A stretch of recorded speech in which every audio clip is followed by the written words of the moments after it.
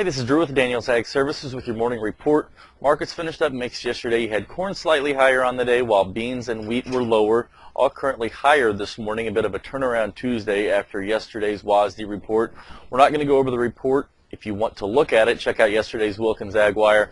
Everything's in there that you need. It's got the table broken down, as well as an individual market breakdown, whether it was bullish, bearish, or what have you. I will give you that rundown real quick. The trade saw it as bullish corn and then bearish soybeans and wheat. But we get a little bit of a turnaround this morning. We saw a pretty substantiated sell-off towards the end of the trading session for soybeans. So it wasn't just overwhelmingly bearish. I mean, it was definitely a bearish report, but we were down quite a bit. So seeing a little bit of premium added back into the market, not a huge surprise there. Also, the bearishness that came out with the soybean market and how much it sold off really probably pulled the reins back on the corn market, taking off like most in the trade thought it would once the numbers were released. So again, not surprising to see it a little higher this morning.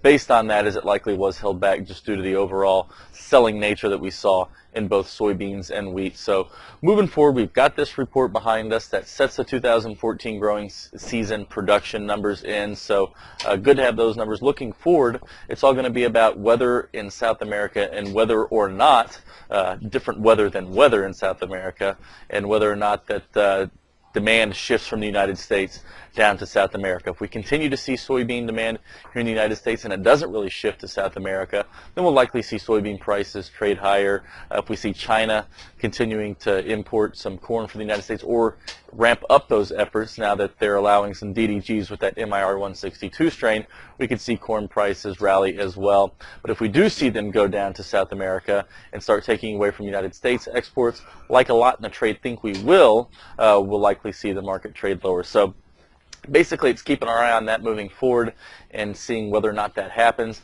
and then also keeping our focus on the weather down there. Harvest is going on in northern Brazil right now, getting really good yield reports from the areas that have been reporting harvest results to us. Anticipate that continuing, but now it just kind of is a demand factor here in the United States and whether it shifts down to South America. So that's all we've got for today. If you've got any questions, let me know. Otherwise, have a great day, and we'll see you tomorrow.